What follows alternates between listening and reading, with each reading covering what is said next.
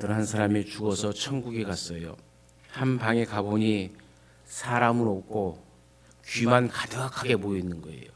이 사람이 자기를 안내하는 천사에게 묻습니다. 왜 여기에는 귀만 있습니까?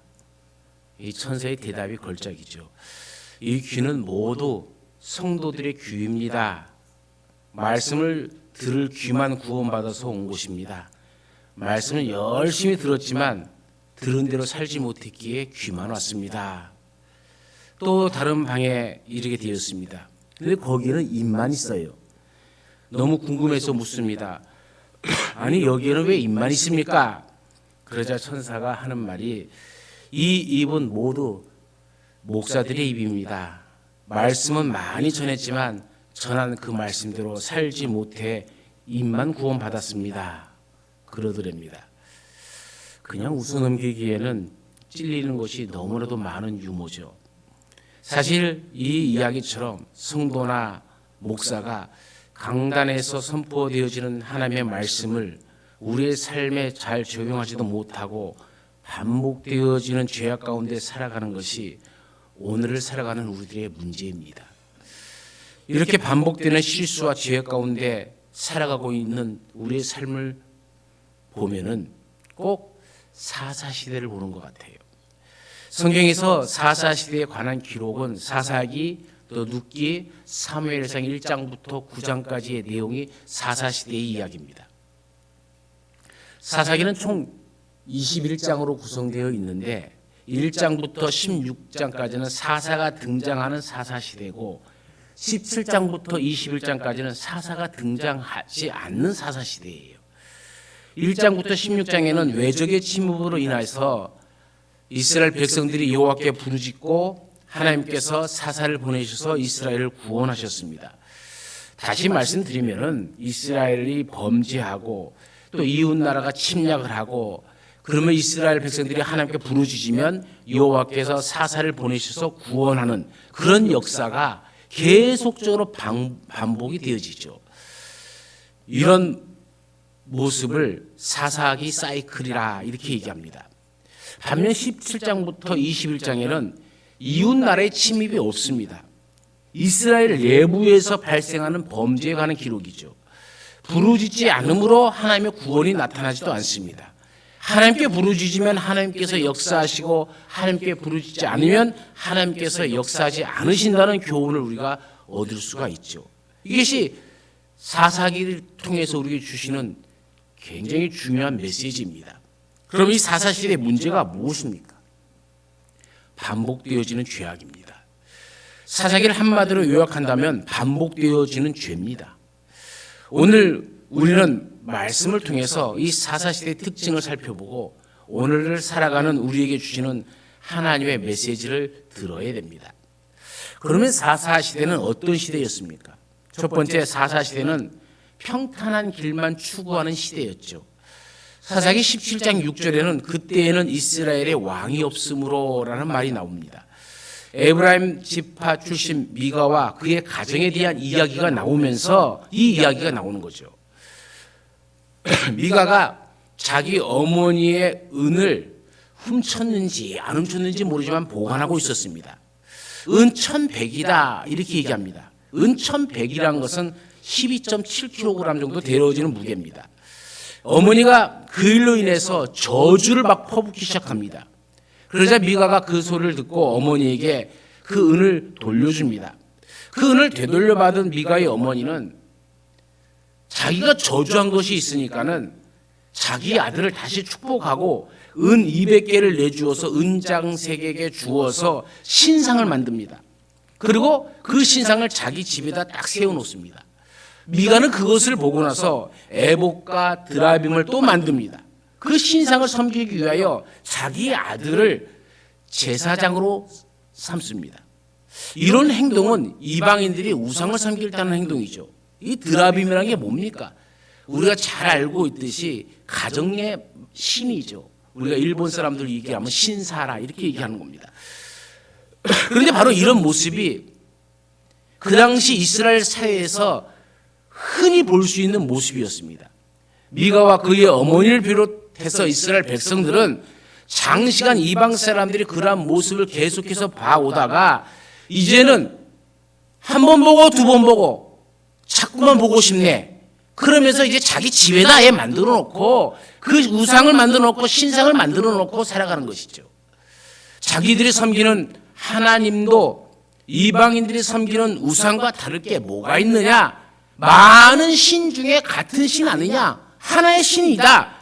이렇게 생각되어지는 시대가 바로 이 사사기 17장에 나오는 시대입니다. 그들은 하나님의 언약궤가 있는 실로에 가서 제사를 드려야 함에도 불구하고 자기 집에 산당을 꾸미고 거기에서 하나님께 제사를 드리려고 했습니다. 보십시오. 그들이 하나님을 안 섬긴다고 얘기합니까? 그들도 여호와 하나님을 찾았다 얘기합니다. 그런데 신상을 만들어 놓고 드라빔을 만들어 놓고 하나님께서 명령하지도 않는 자기 아들에게 제사장의 일을 맡기고 얼마나 방통한 시대입니까?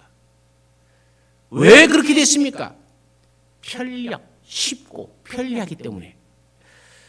오늘 우리는 코로나로 인해서 대면 예배가 중단된 경험을 가지고 있습니다. 어쩔 수 없이 비대면 예배를 드렸는데 이제는 비대면 예배가 더 좋다고 텔레비가 우상이 되어지고 그 안에서 들려지는 그것이 마치 하나님인 양 잘못 살아가고 있는 모습이 오늘 이 시대를 살아가는 모습과 사사시대의 모습이 다른 것이 무엇이 있겠습니까? 대상만 바뀌었을 뿐이죠. 옛적 사사시대의 모습 그대로가 오늘 우리 사회 가운데 그대로 나타나고 있으니 심히 염려가 되어집니다. 두 번째 사사시대는 사명을 잃어버린 시대였습니다. 사사기 18장 1절에도 똑같은 말씀이 나옵니다. 그때에 이스라엘에 왕이 없었고 라는 말이죠. 여호수아 19장 40절 이하에 보면은 단지파는 이미 하나님께로부터 가나안 땅을 분배받았습니다. 그 땅은 남쪽에 있는 아모리 족속의 땅이었죠. 그러나 단지파는 그 땅을 취하려고 하지 않았습니다. 왜냐하면 그 땅에 살고 있는 아모리 족속들은 철병거를 보유했을 뿐만 아니라 엄청난 몸집을 지닌 사람들이었기 때문에 그래요. 단지파는 아모리 족속과 싸워보기도 전에 질의 겁을 먹고 그 땅을 정복하는 것을 포기하고 맙니다. 이러한 사실은 1절 사사기 18장 1절에서 잘 가르쳐주고 있습니다. 그때에 이스라엘에 왕이 없었고 단지파는 그때에 거주할 기업의 땅을 구하는 중이었으니 이는 그들이 이스라엘 지파 중에서 그때까지 기업을 분배받지 못하였다라고 얘기합니다. 이것은 하나님 앞에 불순종한 행동이었죠. 여호수아 1장에 의하면 하나님의 명령은 가나안 땅에 들어가서 그 땅을 점령하라는 것이었습니다. 그리고 믿음으로 순종하면 하나님께서 반드시 도와주신다. 어디로 가든지 형통케 된다. 내 앞길이 평탄케 되어진다라고 분명히 약속하셨습니다. 그런데 그들은 그 사명이 어렵다고 아모니 족속과의 싸움을 피합니다. 두렵다고 사명을 잃어버리고 편한 길로 갑니다. 그들이 평화를 사랑해서가 아니죠. 그들은 치러야 할 고난과 희생과 피 흘림이 싫었기 때문입니다. 그들은 분배받은 땅을 정복하기 위한 대가를 지불하기 싫었습니다. 그들은 점령해야 할 땅에 대한 관심이 없었습니다. 하나님의 말씀에 대한 관심이 없었습니다. 그저 자신들이 지파해 주신 사명에는 관심이 없고 어디가 더 좋은 땅이고 어디가 더 편할 수 있을까 쉬운 것만 찾는 그런 인생이 되어버렸죠. 그들은 오직 편하게 쉴 곳만 관심을 가지고 있었습니다. 사명을 따라 살지 못하고 자기 만족과 안위만 구하였죠. 그래서 5명의 정탐꾼을 뽑아서 정복하기 좋은 땅을 탐지하라라고 시킵니다. 그러다가 미가의 집에서 하룻밤을 묵게 되어집니다. 그런데 그곳에는 신상이 있었고 제사장도 있었습니다. 이 제사장은 미가의 아들이죠. 레위 지파가 아닙니다. 하나님의 명령에 따라 제사장이 된 그 제사장이 아니란 얘기입니다. 미가의 집에서 수종 들고 있는 이 사입이 제사장에게 자신들의 정탐이 성공할지 아니면 실패할지를 묻습니다. 그러자 이 사입이 제사장은 평안히 가라. 너희의 행하는 길은 여호와 앞에 있느니라. 여전히 이 거짓 선지자도 거짓 제사장도 하나님의 이름을 부릅니다. 여호와 앞에 평안을 빕니다. 평안할 것이다. 너희가 행하는 길에 복이 있을 것이다. 좋은 말만 골라서 합니다. 이 5명의 정탐꾼들은 이 사이비 제사장의 말을 듣고 기분이 좋아서 길을 떠났습니다. 그러다가 가나안 북부 지역에 위치한 라이스라는 곳에 도착하게 되어지죠. 그 지역은 요단강 상류 지역입니다. 물도 풍부하고 푸른 초원이 있는 지역입니다. 그리고 그곳에 살고 있는 라이스 사람들은 무기도 변변치 않고 군대도 없이 그저 한가롭게 평화롭게 살아가는 사람들입니다. 정탐꾼들은 자기 지파가 있는 곳으로 돌아와서 라이스를 치자고 보고합니다. 결국 단지파는 라이스를 충분히 정복할 수 있겠다는 계산이 나오자 600명의 군사를 동원하여 라이스를 진격하여 모든 것을 멸망시킵니다. 그리고 그곳 라이스를 자기 지파의 이름을 따서 단이라고 이름을 붙여놓고 터를 잡고 살아갑니다. 여기서 알 수 있는 것이 무엇입니까? 단지파는 사명을 잃어버렸다는 겁니다. 쉬운 길, 평탄한 길만 추구하며 그 땅을 얻었다는 것이죠. 마치 거짓 제사장이 예언한 것처럼 평안하였고 쉽게 자기의 땅을 소유했습니다. 하나님께서 지정해 주신 곳을 마다하고 하나님께서 지정해 주신 것은 싸움이 있어야 되고 어렵고 힘들고 희생이 있어야 되는데 그곳은 마다하고 쉬운 길로 택해서 다른 대안, 말씀에 순종하기보다는 다른 대안을 찾아서 그 길로 갔습니다. 여러분, 세상 사람들은 대안을 찾지만 우리 그리스도인들은 하나님의 말씀을 제쳐놓고 대안을 찾아서는 안 되는 겁니다. 말씀을 제쳐놓고 손쉬운 대안을 모색하는 것은 곧 불순종이라는 것을 알아야 됩니다. 물론 하나님의 말씀대로 순종하는 것이 어려울 수도 있습니다. 그럼에도 불구하고 하나님의 말씀에 순종할 때 하나님께서 그 사람의 삶을 책임져 주실 줄로 믿습니다. 여러분, 단지파를 보십시오. 자기들에게 분배해 준 땅, 사명은 팽개쳐버리고 라이스 땅을 우격다짐으로 정복한 이 단지파는 훗날 바벨론 포로 이후에 이스라엘의 역사에서 완전히 사라진 지파가 되어버렸습니다. 어디로 갔는지 찾을 길이 없습니다. 요한계시록 7장 5절부터 8절까지를 보면 구원받은 자들의 숫자가 나옵니다.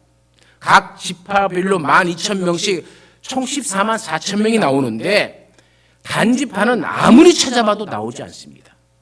다른 지파는 다 들어갔는데 단지파만 빠져 있습니다. 이 단지파 대신에 들어간 지파가 레위 지파입니다. 원래 레위 지파는 제사장 지파로서 그 기업이 없는 지파입니다. 그래서 요셉의 두 아들 문에사와 에브라임에게 그 숫자로 12이 되었는데 이제 단지파가 빠져버리고 레위 지파가 그 자리를 차지하게 되어집니다. 영적인 의미에서 단지파는 완전히 버림받은 지파가 되었습니다. 우리는 착각합니다. 하나님의 말씀을 거슬러 살아가도 잘 먹고 잘 살더라. 출세하는데 별 지장이 없더라. 예, 맞습니다. 당분간은 그렇습니다. 우선은 그게 맞을지도 모릅니다. 그런데 우선도 미래도 다 틀린 겁니다. 착각하는 것뿐이죠. 근시안진 시각을 바라보고 오늘만 바라보고 살아가는 하루살이와 뭐가 다르겠습니까? 당장 라이스를 얻는 것으로 행복해하는 단지파 같은 사람이 되어서는 안 됩니다. 힘이 들고 고통이 따르더라도 하나님을 기쁘시게 하는 하나님이 주는 사명을 감당하는 신실한 주의 백성들이 되어지길 간절히 축원합니다. 그러므로 여러분, 하나님의 말씀대로 살다가 직장 생활에서 쫓겨난다 할지라도 두려워하지 마십시오. 하나님께서 더 좋은 직장으로 인도해 주시든지 새로운 사업의 문을 열어주실 줄로 믿습니다. 만약 하나님의 방법으로 사업을 하다가 망하게 되어도 걱정하지 마십시오. 하나님의 방법대로 사업을 했다면 하나님께서 반드시 책임져 주실 줄로 믿습니다. 요셉을 보십시오. 그는 노예로 애굽 땅에 팔려갔지만 하나님의 방법대로 살았습니다. 하나님의 말씀대로 살았습니다. 억울한 일을 당했습니다. 감옥에 갇혔습니다. 아무 힘도 없고 빽도 없습니다. 그러나 요셉이 망했습니까? 하나님이 요셉을 높여주지 않았습니까? 우리는 사명을 따라 살아가는 하나님의 자녀들이라는 것을 잊지 마십시오. 그 사명이 힘들어도 말씀을 따라 사십시오. 누가 알아주지 않더라도 누군가 내게 억울한 누명을 씌워도 여러분에게 주신 사명을 포기하지 마십시오. 때가 되면 하나님께서 높여주십니다. 하나님께서 책임져 주실 줄로 믿습니다. 그 영광을 바라보며 오늘 하루도 승리하시기를 간절히 축원합니다. 세 번째 사사시대는 도덕적인 기준이 무너진 시대였습니다. 19장 이야기는 한 레위 사람의 이야기로 시작합니다. 그에게는 첩이 있었습니다. 이 첩은 당시의 상황으로 보면 정식 아내나 마찬가지였습니다. 그런데 문제는 이 여자가 아주 음란한 여자였다는 것이죠. 아니나 다를까 어느 날 이 여자가 다른 남자와 눈이 맞아 불륜을 저지르고 나서 자기 친정으로 도망을 가버렸습니다. 레위인은 처갓집에 찾아가서 설득하여 다시 데리고 옵니다. 레위인과 그의 아내가 에브라임 산지에 있는 자기 집으로 돌아오다가 날이 어두울 때쯤 도착한 곳은 예루살렘 근처의 기부아라는 마을에 도착했죠. 그런데 잘 곳이 없습니다. 그러다가 어느 한 노인의 도움으로 그 노인의 집에 하룻밤을 머물게 되었습니다. 그런데 동네에 사는 폭력배들이 몰려와서 노인 집에 온 손님들을 내놓으라고 얘기합니다. 우리가 그와 상관하겠다 얘기합니다. 그는 레위인을 말하는 것이고 상관하겠다는 것은 동성연애를 말하는 겁니다. 그러자 집 주인인 노인은 자기 집의 손님에게 그렇게 대할 수 없다고 하면서 이 폭력배들의 말을 거절합니다. 이 폭력배들은 물러서지 않고 계속적으로 위협을 가합니다. 결국 이 노인은 자기 딸과 레위인의 첩을 내어줍니다. 레위인도 자신의 신변에 위협을 느끼자 자기 아내 그 친정집 가서 찾아왔고 처가집 가서 찾아왔던 그 아내를 그 조폭들에게 내어줍니다. 조폭들은 밤새도록 그들을 짐승처럼 윤관을 합니다. 다음 날 아침에 레위인이 나가보니 아내가 밤새도록 고통을 당한 뒤에 죽어 있는 것이에요. 자기 한 목숨 살겠다고 아내를 사지에 밀어넣는 사람이나 자기 딸을 불안당 같은 놈들에게 쉽게 내어준 아버지나 남자나 여자나 가리지 않고 쾌락의 대상으로 삼으려고 했던 기부 사람들이나 옳고 그름을 분별하려는 의지도 노력도 없는 베냐민 지파 사람들이나 정도의 차이가 조금은 있을 뿐이지 다 똑같이 도덕적 기준이 완전히 무너져 버렸죠. 한마디로 사사시대는 사회 도덕이나 인륜적인 질서가 완전히 무너져 버린 시대였습니다. 최소한의 도덕적 기준마저도 지키지 못하던 시대였다는 것이죠. 꼭 우리가 살고 있는 오늘날과 너무나도 유사합니다. 남편이 남편의 자리를, 아내가 아내의 자리를, 자녀가 자녀 자리를 지키지 않고 있습니다. 학생이 학생 자리를, 성도가 성도의 자리를, 목사가 목사의 자리를 지키지 않고 있습니다. 이것을 뭐라고 하는 줄 아십니까? 탈선이라 얘기합니다. 여러분 한 가지 질문을 해볼까요? 쉬운 겁니다. 기차나 전철이 그 내일을 벗어나면 달릴 수 있을까요? 없을까요? 못 달립니다. 달릴 수 없죠. 그걸 탈선이라고 얘기합니다. 그 궤도에서 벗어나 버렸다는 것이죠. 물고기가 물속에 사는 것이 싫다고 무추로 나오면 어떻게 되겠습니까? 그 물고기가 자유를 누리며 마음껏 살 수 있겠습니까? 마찬가지 원리 아닙니까? 우리가 있는 자리에서, 이 신앙의 자리에서, 하나님의 자녀라는 이 자리에서 탈선하는 순간 우리가 자유를 누리는 것이 아니라 오히려 자유를 박탈당한다는 사실을 알아야 됩니다. 마귀에게 속지 마시기 바랍니다. 탈선하면 행복하게 되는 것이 아니라 망하게 된다는 사실을 명심해야 됩니다. 오늘 우리는 자신의 자리를 잘 지키시기를 바랍니다. 자신의 자리, 자신의 역할, 자신의 사명을 깨닫고 힘써 지켜야 됩니다. 예수님은 마귀의 계계로 성도들이 환난과 궁핍으로 고난을 받으며 옥에 갇히는 위험한 상황에 있는 서머나 교회를 버리지 아니하셨습니다. 말씀을 주시며 환난을 이기게 하시며 생명의 멸류관을 주신다 약속하셨습니다. 서머나 교회도 해야 할 일이 있습니다. 예수님은 서머나 교회에 해야 할 일을 포기하지 말라라고 얘기합니다. 내가 10일 동안 환난을 받으리라.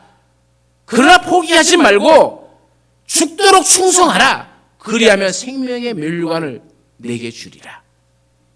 내 믿음을, 내 삶을 포기하지 말아야 됩니다. 그리스도인으로서의 삶을 잘 지켜 나가야 됩니다. 그래서 주님 오실 때 생명의 멸류관을 받는 우리 모두가 되시기를 간절히 축원합니다. 마지막 사사시대는 자기의 소견에 옳은 대로 살았다라고 얘기합니다. 여러분, 제가 사사기 17장, 18장, 19장, 20장, 21장까지 내용을 통틀어서 얘기합니다만은 이 배경이 일어난 곳이 어디입니까? 에브라임 산지입니다. 여러분, 에브라임 산지에서 이 모든 사건들이 일어난 겁니다. 에브라임 산지는 이중의 풍작이라는 뜻입니다.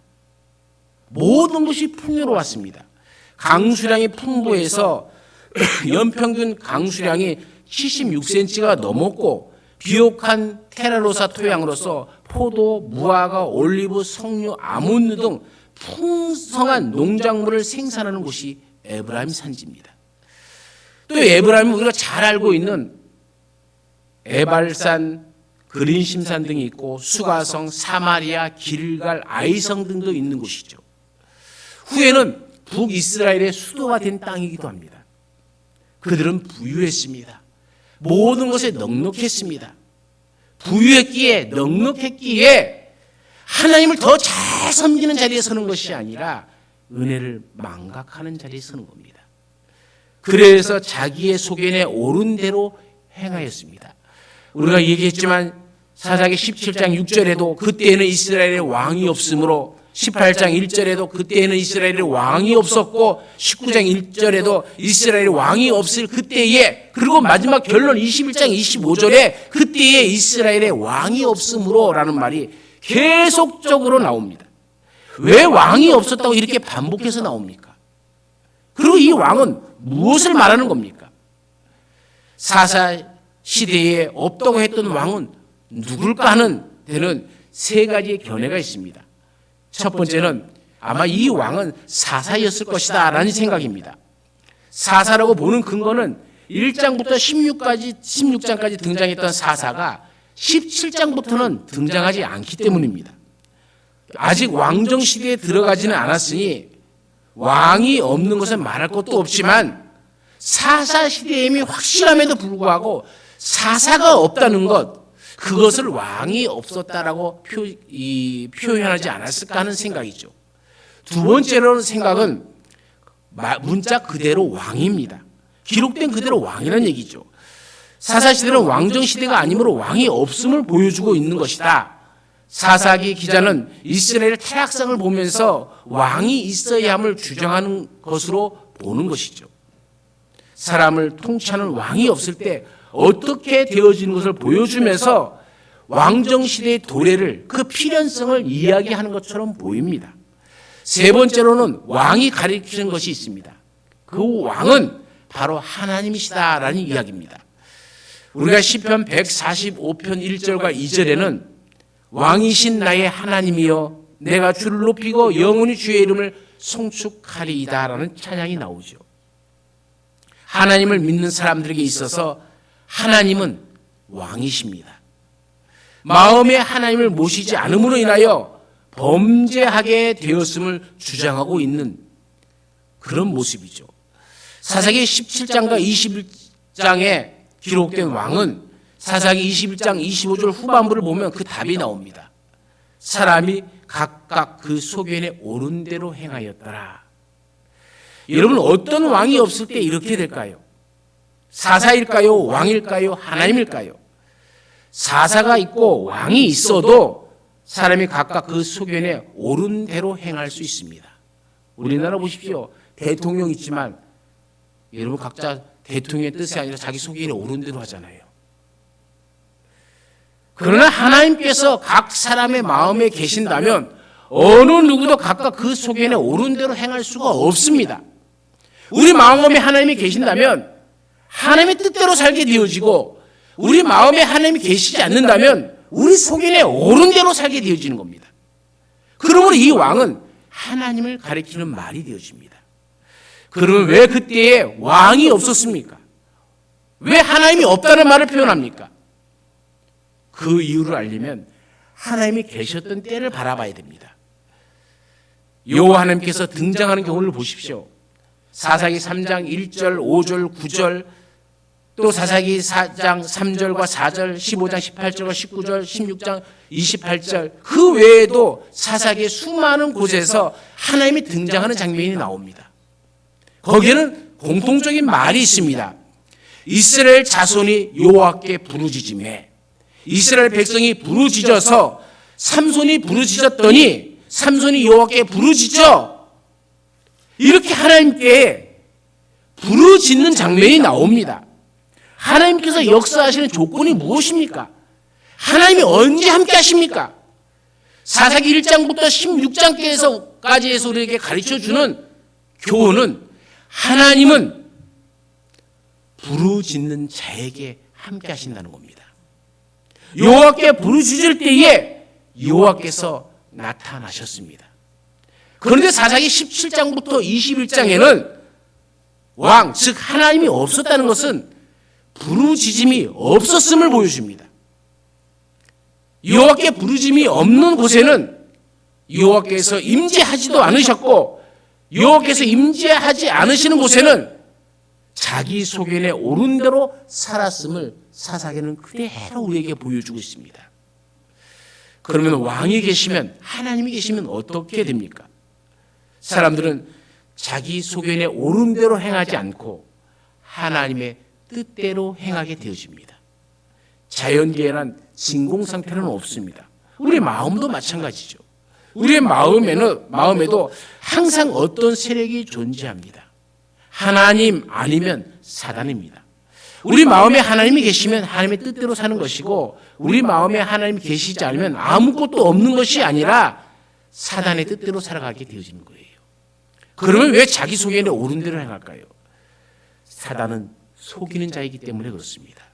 자신의 모습 그대로 오면 사람의 마음 속에 사단이 들어오기가 쉽지가 않아요. 그래서 광명의 천사의 모습으로 다가옵니다.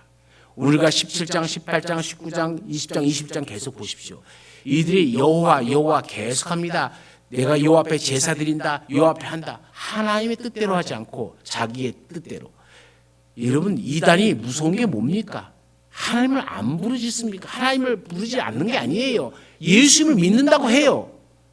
그런데 자기 소견에 옳은 대로 행하는 거예요. 사람은 애석하게도 이 사단에게 속아서 자기의 마음을 사단에게 내어줍니다. 사단이 우리 마음속에 꽉 자리를 잡고 있어서 우리를 조종하기 시작하는 겁니다. 사람들은 자기 뜻대로 한다고 하지만 실제로는 사단의 하수인 노릇을 하고 있는 것이죠. 지금 여러분의 마음에는 누가 자리 잡고 있습니까? 바울 사도는 우리에게 엄숙한 질문을 던지고 있습니다. 너희가 믿음에 있는가? 너희 자신을 시험하고 너희 자신을 확증하라. 예수 그리스도께서 너희 안에 계신 줄을 너희가 스스로 알지 못하느냐? 그렇지 않으면 너희가 버리운 자니라. 예수님께서 저와 여러분의 마음에 확실히 계심을 믿으시길 바랍니다. 팀 켈러 목사는 내가 만든 신이라는 책을 썼습니다. 이 책에서는 내가 만든 신이 무엇인지 하나하나 열거합니다. 평생 소원, 사랑, 돈, 성취, 권력, 문화와 종교를 내가 만든 신이다라고 얘기합니다.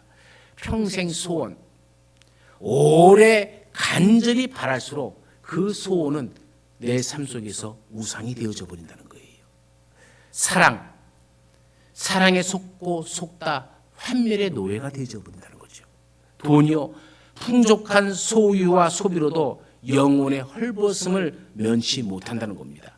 성공, 그 어떤 성공신화도 인간의 한계를 뛰어넘을 수는 없다고 얘기합니다. 권력이요, 권력 의지는 두려움의 또 다른 얼굴이다라고 얘기합니다. 문화와 종교, 이것이 오늘 이 시대에 우리에게 그대로 다가옵니다. 가면 쓴 숨은 신들입니다. 은혜 없는 복음은 가짜 하나님을 만들어내는 것이죠. 우리의 문화가 그렇습니다. 우리의 문화가 하나님 없는 문화를 만들어내면서 그것이 하나님이다, 그렇게 믿는 것이 하나님인 것을 착각하며 살아가게 만들어 가는 것이죠. 이 모든 것을 이길 수 있는 힘, 그 힘이 무엇입니까? 팀 켈러 목사는 이렇게 얘기합니다. 제자리를 찾으라. 자기의 자리를 찾으라. 우리의 전 인격이 예수 그리스도의 복음을 통과한 후에 하나님의 자녀라는 이 자기 자리를 찾아야만 이 모든 우상으로부터 우리가 이길 수 있다. 우리는 믿음의 제자리, 하나님의 자녀로서의 제자리를 찾아야 됩니다. 어떻게 찾아야 됩니까? 하나님께 부르짖으십시오.